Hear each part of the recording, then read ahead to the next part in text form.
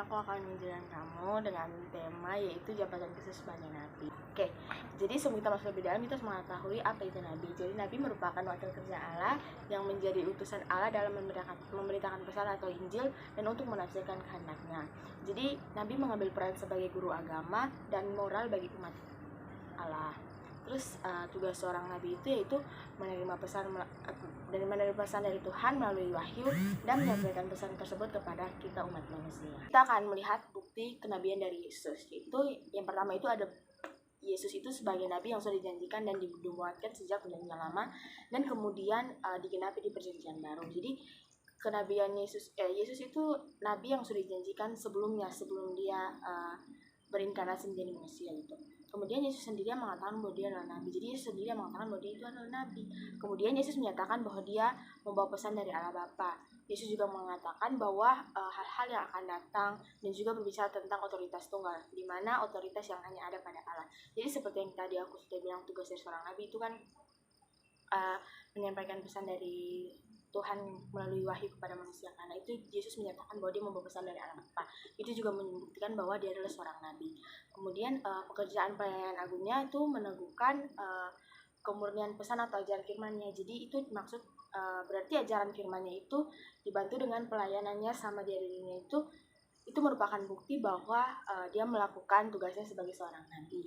Kemudian Yesus sendiri adalah firman Allah, seperti dalam Yohanes 1 ayat 1 mengatakan bahwa pada mulanya dia adalah firman.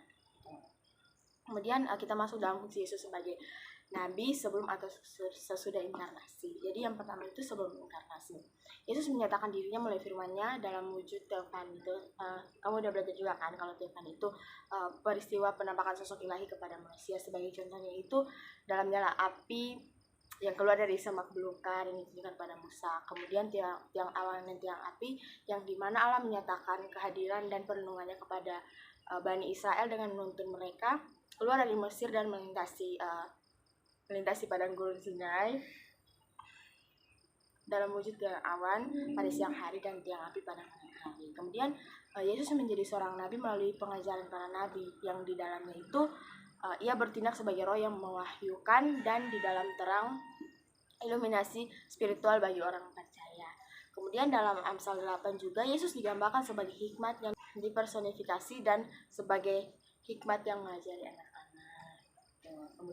Kemudian setelah inkarnasi itu Yesus menjalankan tugas kenabiannya melalui pengajaran serta mujizat yang dilakukannya melalui pengajaran rasul dan para pelayan firman dan juga melalui terang dan pengajaran orang-orang percaya sebagai roh yang tinggal di dalam mereka. Yesus juga mengajarkan melalui fakta pewahyuan yaitu dari mulai dari inkarnasi, kematiannya, kemudian penebusan, kebangkitan serta sekian ya pengajianku. Mungkin ada yang mau ditanyakan? Enggak ada, udah cukup jelas. Oke, terima kasih. Sama-sama.